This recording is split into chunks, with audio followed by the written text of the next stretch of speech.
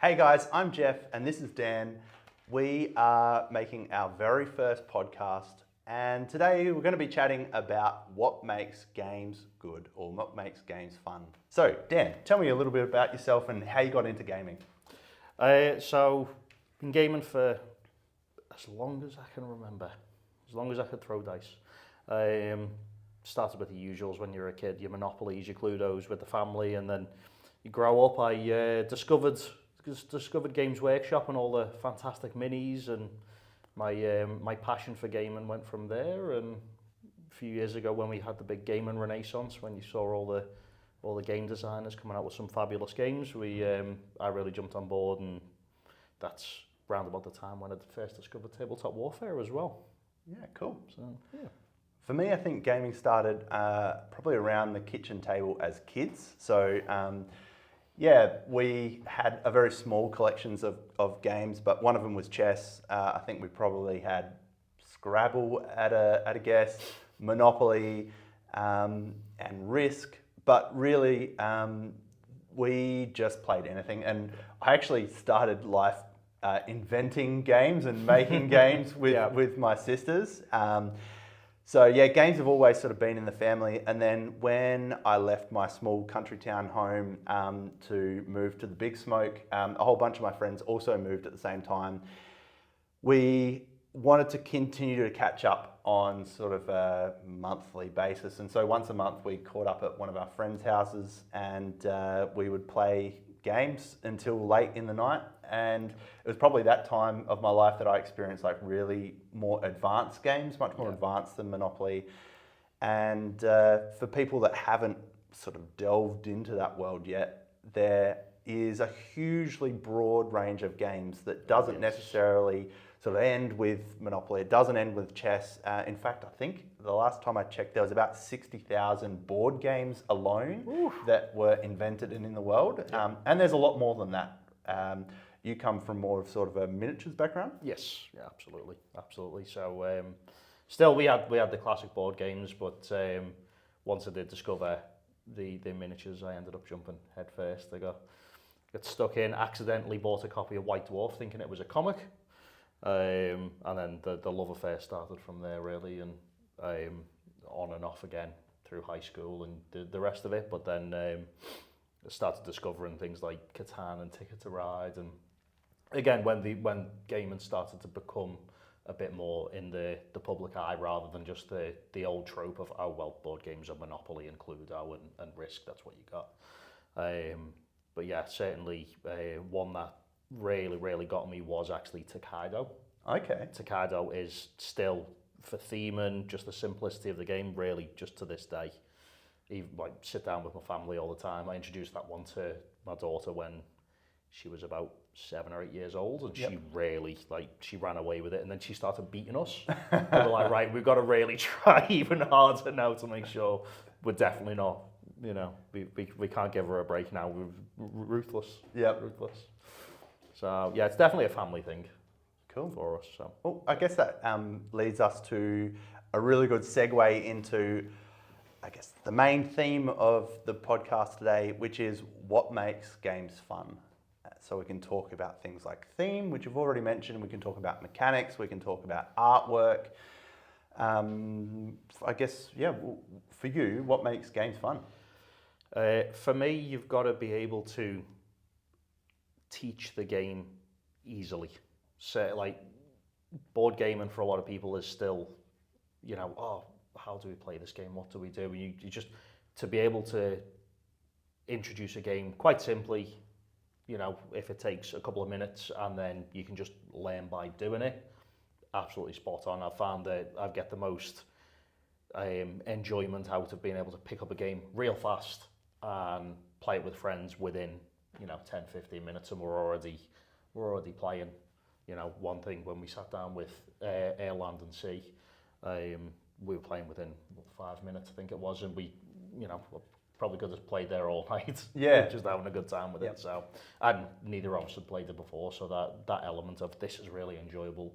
It's really simple to teach, and then that's leading into things like your themes and the basically, what mechanics in the games you find enjoyable, but getting over that initial, hey, I really need to be able to teach this quickly, or I need to be able to learn this quickly and just get my head around it so we can start playing and start moving some pieces and rolling some dice. For me, that's a really good point.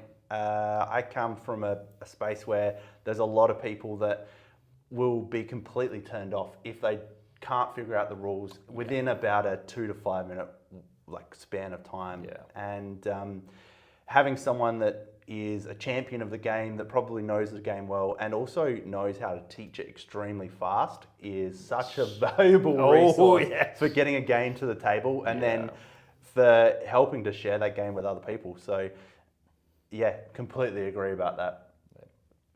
In regards to theme, what sort of game themes really pique your interest? I quite enjoy having that historical themes. Like I've got a very keen interest in multiple areas in human history, and having that again, Tokaido, for instance, just the theming of it's a simplistic journey, but you've got all the beautiful Japanese artwork, and it's just quite elegant in its simplicity with its theme, and making sure that you can appreciate without being overloaded with theming, because I think there is that fine line between too much theme, it's in your face, compared to we've just nailed enough. It's that the strategy theme, anything where you've just got to think just a little bit laterally. You don't, you have to have that risk reward to be able to really get the most out of it for myself. Yep. So it's interesting you say that, because theme is probably one of for me, the least important things in gaming. Yeah, really, I love the game mechanics and the way the player interacts with the game and the way the game interacts with itself in terms of what the pieces do, interrelated with each other. And a great example of that is probably chess for me, right? Yeah. Chess was a game that I picked up as a kid and played a lot of and continue to play a fair bit of. And the chess theme is pretty much non-existent unless you really go deep into chess history and armies and finance and strategy and whatnot. But to me, the strategy is very, very deep, and I think that's proven over hundreds of years how deep chess is. But I'd much prefer a game that has incredible strategy compared to just the theme. And I think for me, a good example of that is Everdell, right? Yep. Everdell for me was extremely hard to figure out the intricate strategy of, because I think the rule book is not as well written as other rule books. But people love Everdell exclusively for the theme, right? It's colourful, it's really green, you've got woodland characters, and you've got a beautiful, amazing tree that makes up the game board. And but the strategy is not quite there for me. So yeah, that's it. Yeah. Well, it's, as I say, you've got to get your key element, what you want to get out of your game, and I think it's far easier to be passionate and really share your love of the game if it can take that one key element for me. And as I say, theming is pretty strong. It has to work mechanically, as I say, but for me, if it's not there thematically, it doesn't always. And there's games that get it wrong as well, where it's so themed, but there's no real balance in the mechanics, and you can either break the game quite easily, or the game's such a confusing quagmire of what am I doing now? But oh look, it's really well themed. So I think there's always that balance there, and I imagine it's such a hard thing to balance for a board game developer as well. I think it is, yeah. Certainly when, from the board game developers I met, they're really passionate about their project, and so to balance that must be so difficult to do. So yeah, absolutely. And also making the theme consistent with the game, it's very important, and it does actually add to the game. If your theme is really consistent with the mechanics of the game and how everything interacts, it probably better to have that situation than when the theme and the mechanics are totally disjointed, because that just it doesn't work at all. Any really great examples of games that do that well for you? You know, it doesn't necessarily have to be from the board game world either. In terms of theming, or As in terms of getting everything right all at once. that is a difficult one. I mean, for me, again, I might have my rose tinted glasses on, but certainly Tokaido was one that it balances that. You know, you've got your really strong theming within the game, but it's quite a, you know, the risk reward situation. You've got to balance up your options and really consider what the other players are doing as well. So it's having that balance really well, making you think, and always still having viable options. Even it's just what is the more advantageous decision to make for me. And again, that game certainly brings back a lot of memories as well, and I think that's kind of why it really nails it for me as well. It brings all that together for me. Yeah. So. Yeah, cool. In terms of game, I guess design aspects that you don't really like a lot.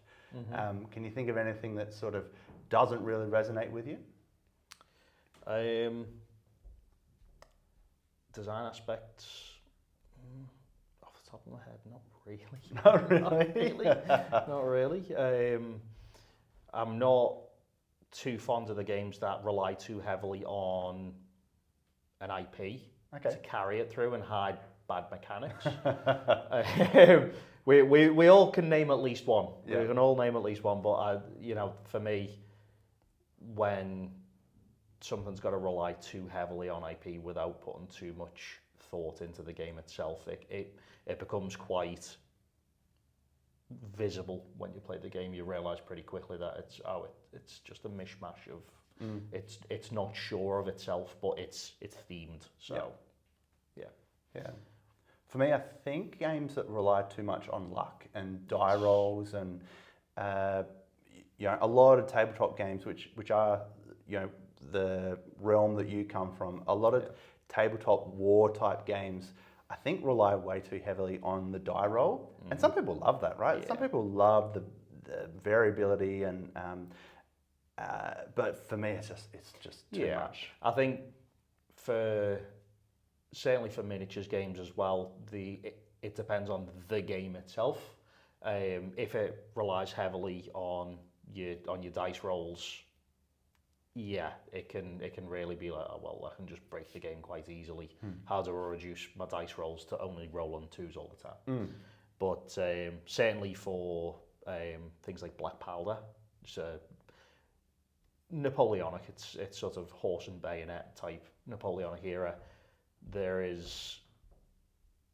It's quite simple. There's not a lot of modifiers with the luck. There are luck elements to it, but it's certainly it's less of this broken unit here is doing whatever. Because if it's a broken unit, you're expecting it to do what it's going to do. It's when you've got raw recruits that keep standing there getting shot at, and they're like, "No, we're not going anywhere. You expect them to run away about 5 turns ago, and they're like, "No, I'm going to stand right here, and I'm not going anywhere." So that, I think, certainly anyone who's played Black Powder on the grander scale, like just that element of, this one unit's holding it, and if they go, everything goes. So that look, can kind of play into it for me, but again, relying too much on it becomes, a bit tedious. Probably a classic version of that for me is Risk. Yeah. I remember a similar situation, right, where I've got one location and I've got one unit, and it just ends up destroying someone's 20 units. And it's just from die rolls, and for me it's not realistic. It's not really that fun, whether you're on the losing side or the winning side of that. So I think Risk exemplifies that for me, and it's probably the game that turned me off of games that have die roll luck exclusively as a mine was definitely Monopoly for that very same reason. It's just so you get that one person who manages to dodge every other person's hotels. Totally. and then you land on their one thing and you go bankrupt. What to say? Come Yeah. on, Yeah. I just needed a 6. Yeah.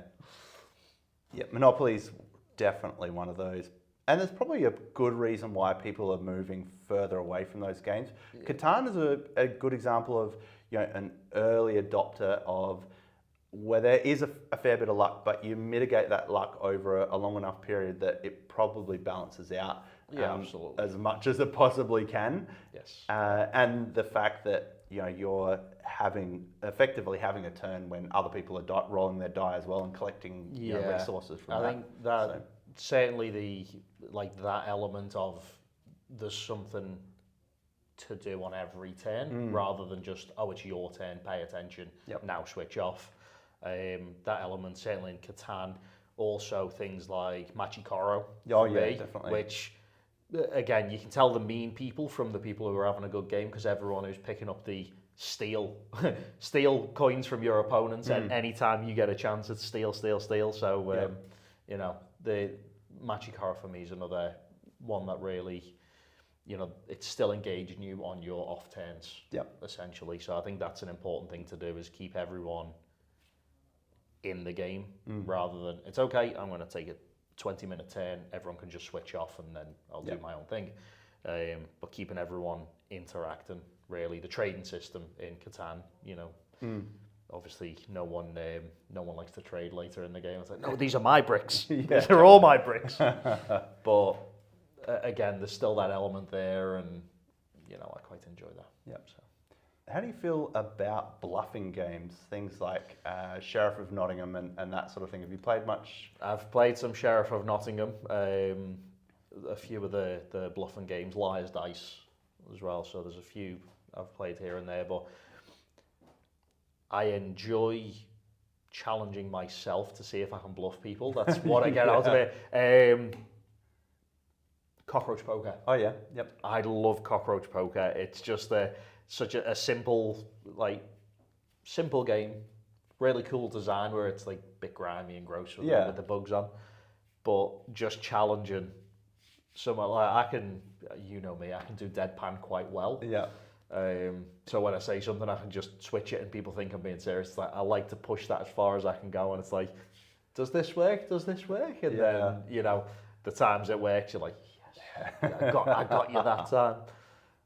But then when it happens to you, like, oh, damn it. Yeah. Get all annoyed. So, that's, again, the bluffing games. For me, again, you've got to enjoy challenging yourself to do that, basically, for me. And if you don't enjoy that, you're just never going to enjoy things like cockroach poker and things like that. So I think there's a real skill in being able to bluff people well, and I'm not sure if you want to build that reputation as the best person to cheat other people. It follows you around. It's like having a tin can tied to you. It makes a lot of noise and everyone pays attention. So there's other games that are sort of an extension, I guess, of that bluffing aspect. Social deduction games. Mm-hmm. Have you played many of those? And does that game mechanic really sort of resonate with you? Or we don't really get into as many social deduction games. The groups I move in for board game, and generally they're not too big on social deduction, so I don't get too much chance to play. I would like to try it a whole lot more. There are areas where I don't get to play certain types of games, and I really like that social deduction, the idea of it, trying to, you know, put your brain to work. I like being able to think whilst I'm playing as well. I gotta say, I'm a massive fan of social deduction. We played a lot of Avalon, which is a social deduction game where, you know, the bad guys are trying to lose a mission and the good guys are trying to win it, and you don't really know who's who around the table. And a big part of it is trying to figure out who's actually lying to you and who's making the mission fail.